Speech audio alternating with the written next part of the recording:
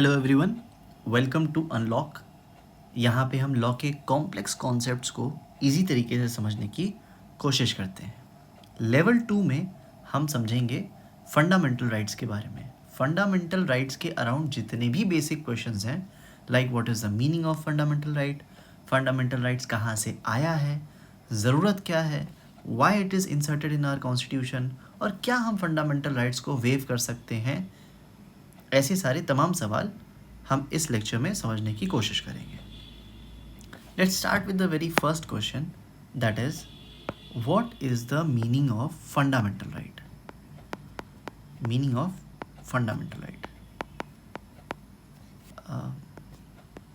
Okay, देखिए fundamental rights, और in fact जब हम कॉन्स्टिट्यूशन में फंडामेंटल राइट्स के रिस्पेक्ट में बात करते हैं तो राइट्स को हम दो तरीके से, दो फॉर्म में डिवाइड कर देते हैं।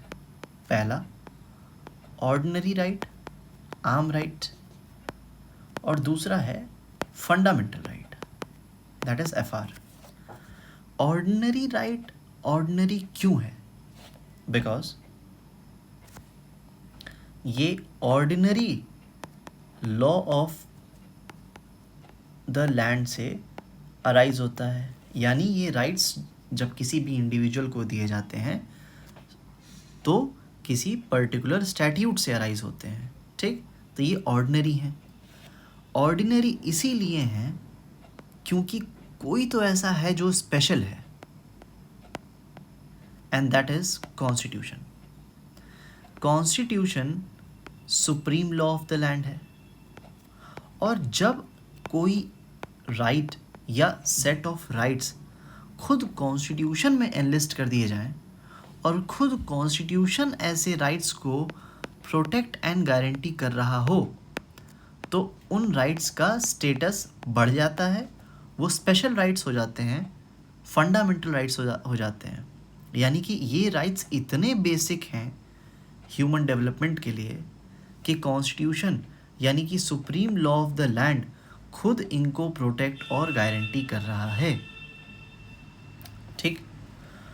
ओके, ना हमने समझ लिया राइट्स को कि दो तरीके के राइट्स हैं। ऑर्डिनरी राइट्स जो कॉन्स्टिट्यूशन के अलावा बाकी जितने भी लॉज हैं इस कंट्री में, उन लॉज के तहत अगर आपको किसी प्रकार का अधिकार मिलता है तो वो ऑर्डिनरी राइट है।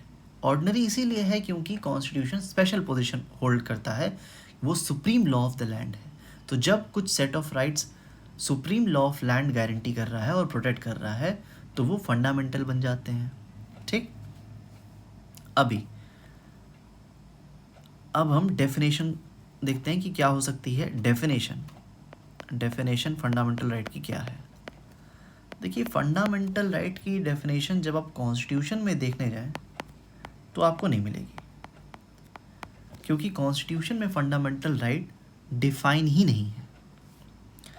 जब कोई भी डेफिनेशन डिफाइन नहीं होती है तो उस समय यहाँ हम कोर्ट्स का रुख करते हैं कि कोर्ट्स हमें कोई डेफिनेशन देगी, या जनरल जो डेफिनेशन चलती है वो हम सपोज कर लेते हैं। तो जनरल डेफिनेशन जो फंडामेंटल राइट की है वो ये है कि फंडामेंटल राइट एक सेट ऑफ राइट्स हैं जो कि बेसिक हैं, बहुत बेसिक हैं, for the survival and development of human being.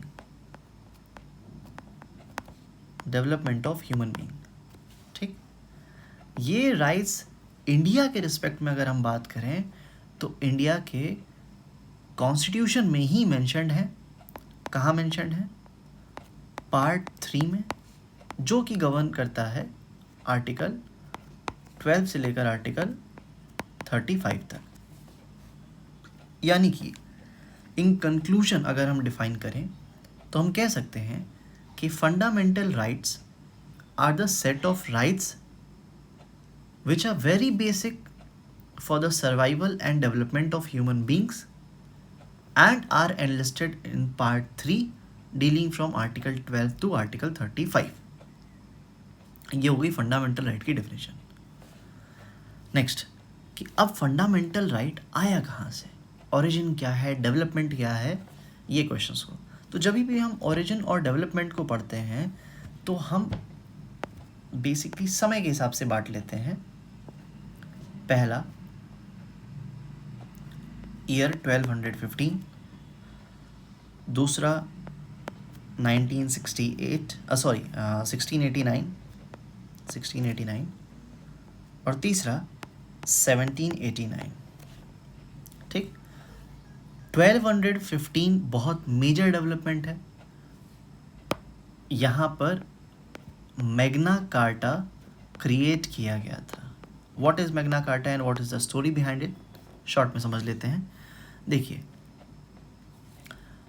ये मैग्ना कार्टा रिजल्ट है controversy between king John versus nobleman. Nobleman से टैक्स जो है इम्पोज किया, उन पर टैक्स इम्पोज किया जा रहा था राजा के द्वारा, वो एक्सेसिव था। एक्सेसिव टैक्सेशन का रिजल्ट ये रहा, कुछ समय तक तो नोबलमैन्स ने टैक्स दिया, लेकिन कंपल्शन आदमी कब तक सहेगा? कभी तो एंगर होगा। जैसे हमारे पास भी रिवॉल्ट ऑफ 1857 की स्टोरी है। तो रिवॉल्ट हुआ हैवी टैक्सेशन के खिलाफ, और रिजल्ट रिवॉल्ट का ये हुआ कि नोबलमैन को राजा सप्रेस नहीं कर पाए और उनको अल्टीमेटली जून 1215 थेम्स नदी के पास एक एग्रीमेंट साइन किया गया। उस एग्रीमेंट में हैवी टैक्सेशन ना लगाने की बात से दोनों पार्टीज एग्री करी और भी अदर बेसिक राइट्स देने की बात हुई। तो यही एग्रीमेंट मैग्ना कार्टा है। और इंटरेस्टिंग बात यह है कि इंडियन कॉन्स्टिट्यूशन के पार्ट 3 को मैग्ना कार्टा ऑफ इंडिया कहा जाता है, और ये प्री में आता है। पीसीएसजे में प्री का ये क्वेश्चन है। ठीक, तो पहली बार यहाँ पे 1215 में हमको देखने मिलता है कि किंग जॉन कुछ बेसिक राइट्स देते हैं और हैवी टैक्सेशन का जो इम्पोजिशन है वो हटा देते हैं। तो इस तरीके से 1215 में मैग्ना कार्टा मिलता है हमको, जहाँ कुछ बेसिक राइट्स मिल जाते हैं, फिर भी कंप्लीट राइट्स नहीं मिलते हैं। बाकी जो अदर बेसिक राइट्स होते हैं वो 1689 में bill of rights. Bill of rights क्या है?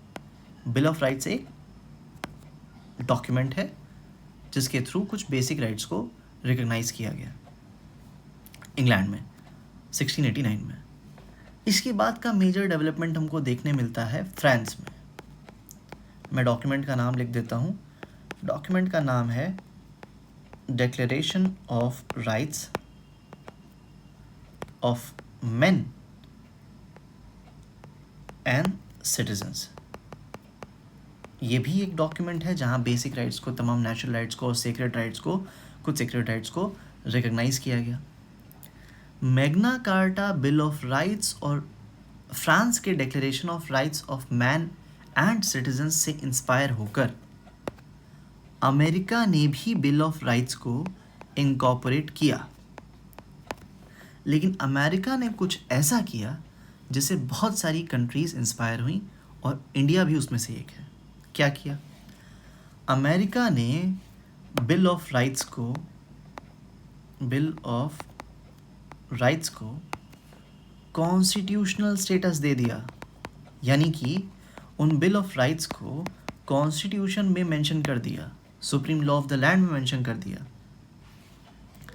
इस चीज़ को इंडिया ने भी अडॉप्ट किया, और इंडिया ने भी जब कॉन्स्टिट्यूशन फ्रेम किया तो बिल ऑफ राइट्स को कॉन्स्टिट्यूशनल स्टेटस दिया in part 3 of the constitution, जो कि आर्टिकल 12 से लेकर आर्टिकल 35 तक डील करता है। ठीक, तो ये छोटा सा डेवलपमेंट है फंडामेंटल राइट्स के बारे में। अब हमने ये समझ लिया कि फंडामेंटल राइट्स क्या है। फंडामेंटल राइट्स एक सेट ऑफ राइट्स हैं जो बहुत बेसिक हैं और सर्वाइवल के लिए और डेवलपमेंट के लिए, ह्यूमन बींग्स के लिए। ये एनलिस्ट किए गए हैं इंडिया के कॉन्टेक्स्ट में बात करें तो पार्ट 3 में। पार्ट 3 डील करता है आर्टिकल 12 से लेकर आर्टिकल 35 तक। ठीक, इसकी एक हिस्ट्री है। अमेरिका से इंस्पायर होकर हमने भी इसको कॉन्स्टिट्यूशनल स्टेटस दिया है। ओके, नेक्स्ट अब ये जान लेते हैं कि फंडामेंटल राइट्स को कॉन्स्टिट्यूशन में इंसर्ट करने की ज़रूरत ही क्या है, क्या रोल क्या है, नीड क्या है, इंपॉर्टेंस क्या है फंडामेंटल राइट्स की। ठीक, क्या समझना है, इंपॉर्टेंस कि फंडामेंटल राइट्स की क्या इंपॉर्टेंस है। देखिए, अब इसके लिए हमको ये समझना पड़ेगा कि कॉन्स्टिट्यूशन का फंक्शन क्या है। ऐसे तो बहुत सारे फंक्शन हैं, लेकिन जो बेसिक 2 फंक्शंस हैं फंडामेंटल राइट्स के रिस्पेक्ट में, मैं उनकी बात करूँगा। पहला कि किसी इंडिया एक स्टेट है। अब आप इमेजिन करिए कि इस स्टेट में कौन से लॉज से ये स्टेट गवर्न होगा, ये कैसे डिसाइड होगा। कुछ लोगों के लिए रूल ए बेनिफिशियल हो सकता है, कुछ लोगों को लगता है कि नहीं रूल 2 ठीक होना चाहिए, इससे हमारा देश गवर्न होना चाहिए। कैसे डिसाइड होगा, रूल 1 सही है कि रूल 2 सही है, ये कैसे, कौन सा रूल सही है, ये कैसे डिसाइड होगा, कौन डिसाइड करेगा इसको। तो कॉन्स्टिट्यूशन ने कहा कि पार्लियामेंट डिसाइड करेगा कि ये सेट ऑफ रूल्स क्या होंगे। पार्लियामेंट अगर कह देगा कि रूल 1 सही है तो सही, और या रूल 2 सही है तो रूल 2 सही। तो पार्लियामेंट डिसाइड करता है कि कौन सा रूल होगा सही, किससे देश गवर्न होगा। यानी कि रूल मेकिंग अथॉरिटी किसे बनाया, पार्लियामेंट को। अब आप इमेजिन करिए कि अगर आप पार्लियामेंट को एब्सोल्यूट रूल मेकिंग पावर दे देते हैं, एब्सोल्यूट यानी विदाउट रेस्ट्रिक्शन। अगर आप अनरेस्ट्रिक्टेड पावर पार्लियामेंट को दे देते हैं, तो क्या ऐसी पॉसिबिलिटी नहीं है कि पार्लियामेंट अपने विम्स एंड फैंसीज पर रूल्स को बनाए, जो उसको सही लगे वही करे। यानी कि there is a possibility of arbitrariness, ठीक, की पॉसिबिलिटी है। कैसे काउंटर किया जाए इसको, तो इसके लिए हम कॉन्स्टिट्यूशन के सेकंड फंक्शन को ध्यान में देखते हैं। कॉन्स्टिट्यूशन का सेकंड फंक्शन है लिमिट और to impose restriction upon the rule making power of parliament. ठीक, कैसे ये रेस्ट्रिक्शंस लगाई जाएं, तो कहा गया कि पार्लियामेंट रूल्स बना सकता है, लेकिन वो कुछ बेसिक राइट्स को इन्फ्रिंज नहीं कर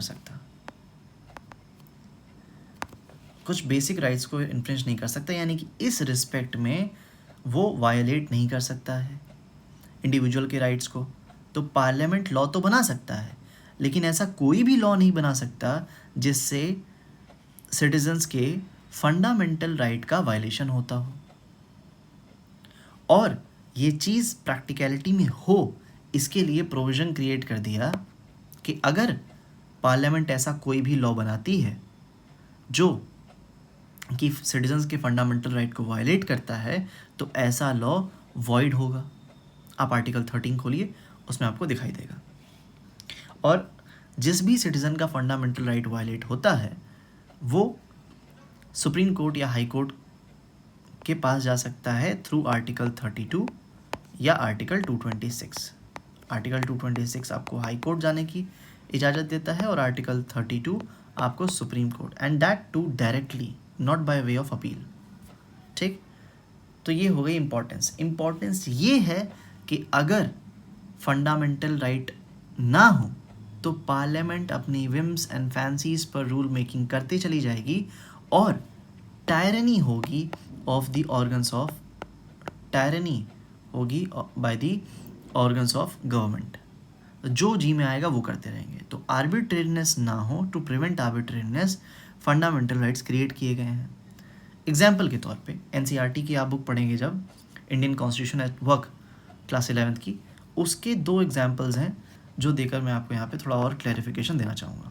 जैसे पहला एग्जाम्पल है 1982 के दौरान एशियन गेम्स हो रहे थे।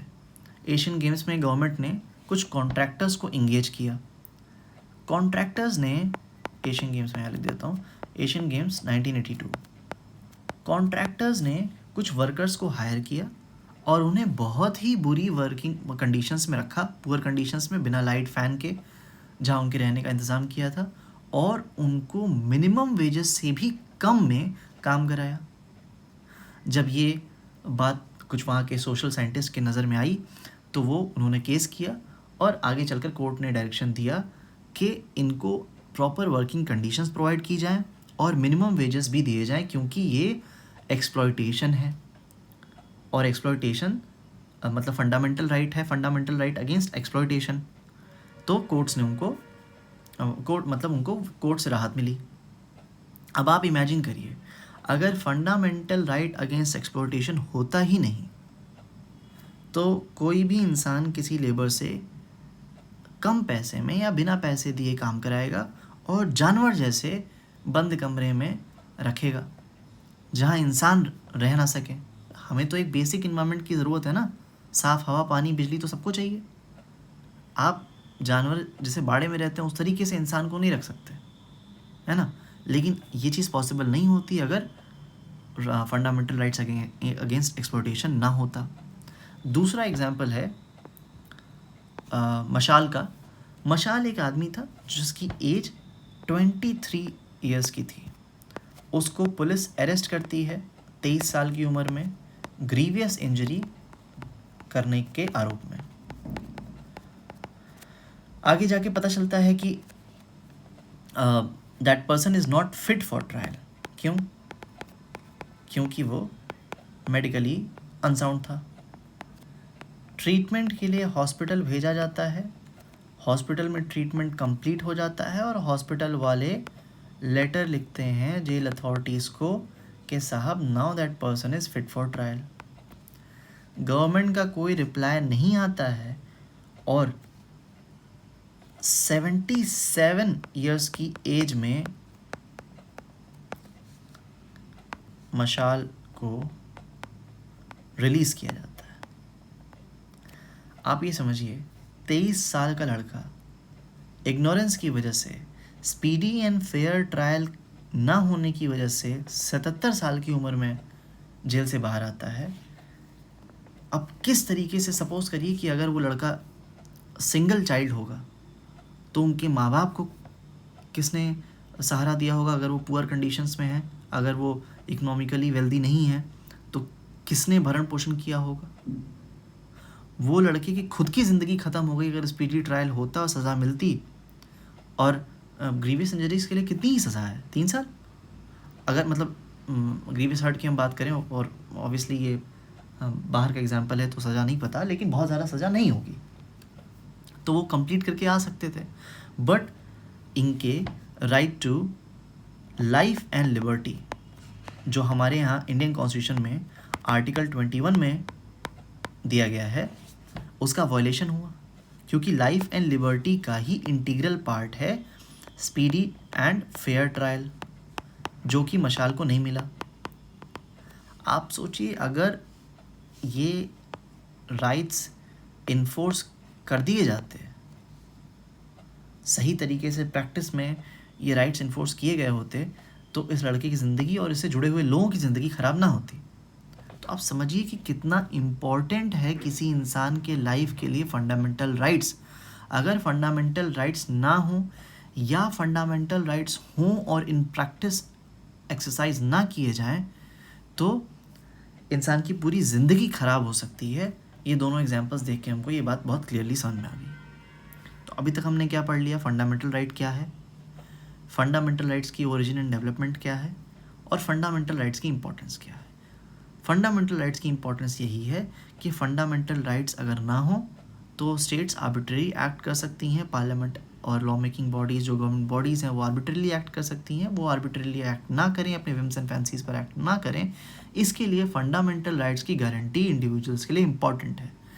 जहाँ स्टेट आर्बिट्रेरी एक्ट करने लगे, डेमोक्रेसी तो वहीं ख़त्म है, क्योंकि आर्बिट्रेरीनेस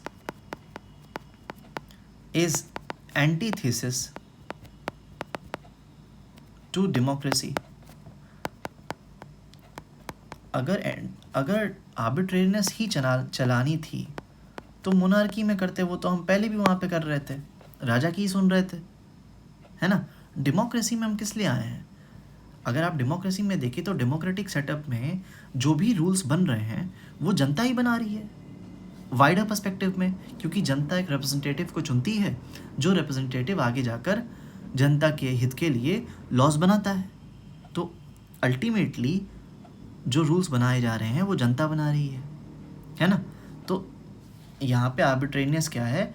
एंटीथेसिस टू डेमोक्रेसी है। डेमोक्रेटिक सेटअप है तो आर्बिट्रेरली एक्ट नहीं कर सकते, जिस तरीके से कॉन्स्टिट्यूशनल सेटअप में जिस तरीके से रूल मेकिंग करनी है उसी तरीके से किया जा सकता है, और कॉन्स्टिट्यूशनल सेटअप में यह लिखा गया है कि आप फंडामेंटल राइट्स को वायलेट नहीं कर सकते। ठीक, अब नेक्स्ट टॉपिक क्या पढ़ना है, एक मिनट में देख लेता हूँ। फंडामेंटल राइट्स एब्सोल्यूट हैं क्या? क्या फंडामेंटल राइट्स कभी भी उस पर किसी भी प्रकार की कोई रेस्ट्रिक्शन नहीं लगाई जा सकती? तो उसका जवाब है नहीं। Fundamental rights are not absolute. ठीक, फंडामेंटल राइट्स एब्सोल्यूट नहीं है। अब समझ लेते हैं क्यों नहीं है, क्यों अनरेस्ट्रिक्टेड नहीं हो सकते। क्योंकि हमें बैलेंस क्रिएट करना है। ठीक है, हमारे पास दो इंटरेस्ट हैं, एक इंडिविजुअल का इंटरेस्ट है और एक सोसाइटी का इंटरेस्ट है। अब आप ही ये बताइए, कॉमन पर्सन से अगर पूछा जाए तो इंडिविजुअल का इंटरेस्ट तो बड़ा नहीं दिखाई देता, सोसाइटी का इंटरेस्ट ज़्यादा इम्पॉर्टेंट है, क्योंकि वो एक just because number of person ज़्यादा हैं, है ना। किसी एक इंडिविजुअल के राइट को प्रोटेक्ट करने के लिए सोसाइटी के इंटरेस्ट को स्टेक पे नहीं लगाया जा सकता, बैलेंस क्रिएट करना है ना। एग्जाम्पल मैं देता हूँ, पहले आप एग्जाम्पल से समझिए। एग्जाम्पल अगर ये है कि अगर फंडामेंटल राइट्स पे किसी प्रकार की कोई रेस्ट्रिक्शन ना लगाई जाए तो आपको fundamental right to speech and expression है, आप स्पीच एंड एक्सप्रेशन है, आप समझिए स्पीच एंड एक्सप्रेशन है, और आप किसी दूसरे व्यक्ति के बारे में अपमानजनक बात बोल जाए तो अगले इंसान के पास भी तो राइट टू डिग्निटी है ना। आपके पास एक राइट है, उसके पास भी एक राइट है। अब अगर हम यहाँ पे, है ना, तो यानी कि आप उसको डिफेम नहीं कर सकते। अगर आप उसको कुछ बुरा भला बोलते हैं तो ये डिफेमेशन होगा। तो अब अगर हम स्पीच एंड एक्सप्रेशन को वेटेज देते हैं तो दूसरे इंसान के राइट टू डिग्निटी का वायलेशन होगा, है ना। तो हमें बैलेंस बना के चलना है। दूसरे एग्जाम्पल से समझ लेते हैं। जैसे आपको फ्रीडम ऑफ मूवमेंट है, आप फ्रीली कहीं भी मूव कर सकते हैं जहाँ पे आपको जाने का अधिकार है। अगर आप किसी के घर में एंटर कर जाते हैं तो उसको तो राइट ऑफ प्रिवेसी है, राइट ऑफ प्रिवेसी, और आप उसे घर पे ट्रेसपास कर रहे हैं। अगर आप फ्रीडम ऑफ मूवमेंट को एब्सोल्युटली फेवर करते हैं तो किसी दूसरे इंसान का राइट टू प्रिवेसी हार्म हो जाएगा। तो हमें बैलेंस बना के चलना है सोशल इंटरेस्ट को और इंडिविजुअल के इंटरेस्ट को, इसीलिए कुछ रेस्ट्रिक्शंस फंडामेंटल राइट पर लगाई गई हैं, है ना। अच्छा, और क्या है, नेक्स्ट है हाँ कि फंडामेंटल राइट्स वेव नहीं किए जा सकते हैं। कोई इंसान आकर ये नहीं कह सकता, कोई सिटीजन ये नहीं कह सकता है कि भाई मैं अपने राइट टू लाइफ का वेव करता हूँ और आप मुझे मार दो। मैंने अपना फंडामेंटल राइट्स वेव कर दिया, मैं अपना fundamental right to equality waive करता हूँ और आप मेरे साथ डिस्क्रिमिनेटरी बिहेवियर कर सकते हैं। तो ये अलाउड नहीं है। इसके लिए इम्पॉर्टेंट केस है बसेश्वर नाथ, ये प्री में भी पूछा जाता है, बसेश्वर नाथ वर्सेस आईटी कमिश्नर। यहाँ पे ये बात सुप्रीम कोर्ट ने क्लियरली मेंशन कर दी कि फंडामेंटल राइट्स इनएलिएनेबल राइट्स हैं। कैसे हैं? इनएलिएनेबल।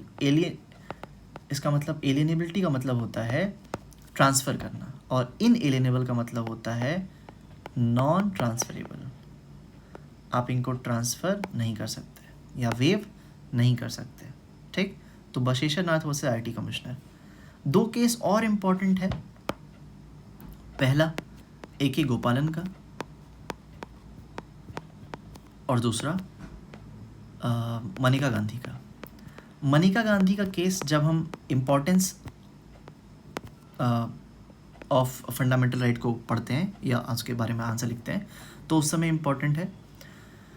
मनिका गांधी के केस में ये कहा गया था, दो बातें उन्होंने, जस्टिस भगवती थे, जस्टिस भगवती ने दो बातों पे रोशनी डाली। पहली कि fundamental rights are cherished from Vedic times, cherished from Vedic times, यानी कि उन्होंने इस तरफ इशारा किया कि it is not a new concept in India, है ना। Vedic times are the earliest time of Indian history. तो वहाँ से हम चेरिश कर रहे हैं इस आइडिया को, फंडामेंटल राइट्स के आइडिया को इंडिया में तब से चेरिश किया जा रहा है, ये कोई नया कॉन्सेप्ट नहीं है। दूसरा उन्होंने ये कहा कि फंडामेंटल राइट्स जो हैं ये ऐसी परिस्थितियाँ पैदा करते हैं जिनमें इंसान अपने फुलेस्ट एक्सटेंट में अपनी पर्सनैलिटी को डेवलप कर सकता है, पर्सनैलिटी को डेवलप कर सकता है। ठीक, तो ये उन्होंने इम्पोर्टेंस बताई और ये उन्होंने ये बोला, यानी जस्टिस पी.एन. भगवती ने ये कहा Manika Gandhi versus union of India में कि फंडामेंटल राइट का कॉन्सेप्ट इंडिया के लिए कोई बहुत नया कॉन्सेप्ट नहीं है। दूसरा, ए.के. गोपालन में ये कहा गया versus state of Madras, A K. Gopalan versus state of Madras कि फंडामेंटल राइट्स इनवायोलेबल हैं, यानी कि इनका वायलेशन नहीं किया जा सकता। ठीक, क्या फंडामेंटल राइट्स सस्पेंड किए जा सकते हैं? और ये इस टॉपिक का आखिरी कॉन्टेक्स्ट है, आखिरी, एक minute, suspension of fundamental rights. Fundamental rights suspend किए जा सकते हैं लेकिन सिर्फ एक सूरत में, और वो है नेशनल इमरजेंसी केस में। 3 तरीके की इमरजेंसी होती है, स्टेट इमरजेंसी, नेशनल इमरजेंसी और financial emergency. National emergency 3 grounds पे प्रोक्लेम की जा सकती हैं प्रेसिडेंट के द्वारा: war, external aggression and external aggression, and the third one is armed rebellion. ठीक, इन दोनों ग्राउंड्स पे, पहले और दूसरे ग्राउंड पे अगर इमरजेंसी लगती है तो आर्टिकल 358 ये कहता है कि आर्टिकल 19 ऑटोमेटिकली सस्पेंड हो जाएगा, यानी किसी भी तरीके के डिक्लेरेशन की ज़रूरत नहीं होगी, ऑटोमेटिकली सस्पेंड हो जाएगा। वहीं दूसरी तरफ आर्टिकल 359 ये कहता है कि प्रेसिडेंट के पास ही पावर है कि प्रेसिडेंट चाहे तो बाकी अदर राइट्स जो हैं उनको भी सस्पेंड कर सकता है, but the only exception is the president has no power to suspend article 20 and article 21। Pre का ये सवाल बनता है कि कौन सा ऐसे 2 आर्टिकल्स हैं जो नेशनल इमरजेंसी के दौरान भी सस्पेंड नहीं किए जा सकते, तो answer is article 20 and 21। Pre का एक और क्वेश्चन है कि किस ग्राउंड पे नेशनल इमरजेंसी नहीं लगती है, मतलब नेशनल इमरजेंसी लगती है, तीनों पे लग सकती है, बट कौन से ग्राउंड पे फंडामेंटल राइट्स सस्पेंड नहीं होते हैं। तो यानी अगर आर्म्ड रिबेलियन के ग्राउंड पे अगर नेशनल इमरजेंसी प्रोक्लेम की जाती है तो उसमें फंडामेंटल राइट्स सस्पेंड नहीं किए जाते हैं। आर्टिकल 358 ये कहता है कि आर्टिकल 19 ऑटोमेटिकली सस्पेंड हो जाएगा, बाकी अदर राइट्स ऑटोमेटिकली तो सस्पेंड नहीं होते हैं, लेकिन प्रेसिडेंट के पास ही पावर है कि वो उन्हें भी सस्पेंड कर सकता है, लेकिन 20 और 21 को सस्पेंड नहीं किया जा सकता, not even in the case of national emergency. तो फंडामेंटल राइट्स सस्पेंड हो सकते हैं लेकिन सिर्फ एक सूरत में, and that is national emergency. ठीक, इसी के साथ हमारा टॉपिक कंप्लीट होता है। ये लेफ्ट हैंड साइड पे कुछ नोट्स हैं मेरे, जिनको मैं इसलिए देखूंगा, आप मतलब अगर मैंने बताया था ना कि अगर कोई भी टॉपिक बच जाता है, कुछ ऐसे पॉइंट्स हैं जो मिस आउट हो जाते हैं मेरे से, तो वो मैं आपको यहाँ से दिखा देता हूँ। Let me check.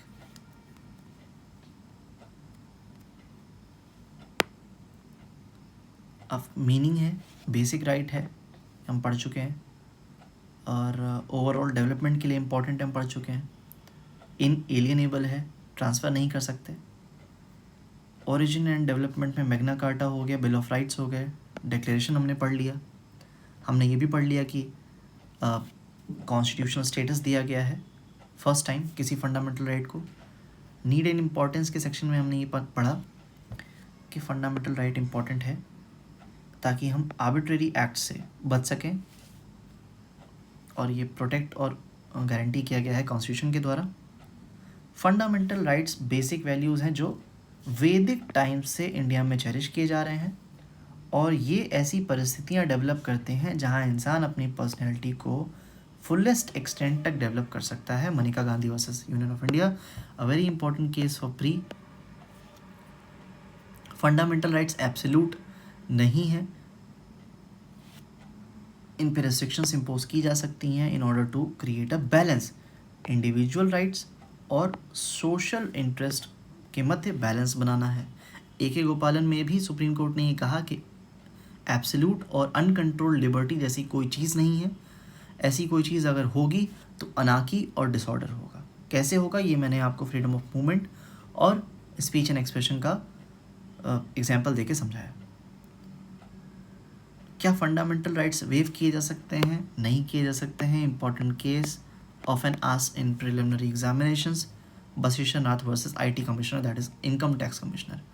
Fundamental rights suspend किए जा सकते हैं, देखिए नॉर्मल सर्कमस्टेंसेज में सस्पेंड नहीं किए जा सकते हैं, सिर्फ एक सूरत में ही सस्पेंड किए जा सकते हैं, only in one condition, and that is national emergency, and that too only on the ground of war and external aggression. Article 19 358 कहता है कि आर्टिकल 19 ऑटोमेटिकली सस्पेंड हो जाएगा जब नेशनल इमरजेंसी प्रोक्लेम होगी, और आर्टिकल 359 ये कहता है कि पार्लियामेंट के पास पावर है, प्रेसिडेंट के पास पावर है कि वो फंडामेंटल राइट्स को सस्पेंड कर सकता है, बट 20 और 21 को नहीं सस्पेंड कर सकता। अब फंडामेंटल राइट्स एक्चुअली इंडिविजुअल के अगेंस्ट गारंटी नहीं किए गए हैं, स्टेट के खिलाफ गारंटी किए गए हैं। और स्टेट के एक्सप्रेशन में क्या क्या इंक्लूड करता है, एग्जैक्टली स्टेट क्या है, ये आर्टिकल 12 में मेंशन्ड है, और इसको हम नेक्स्ट लेक्चर में देखेंगे।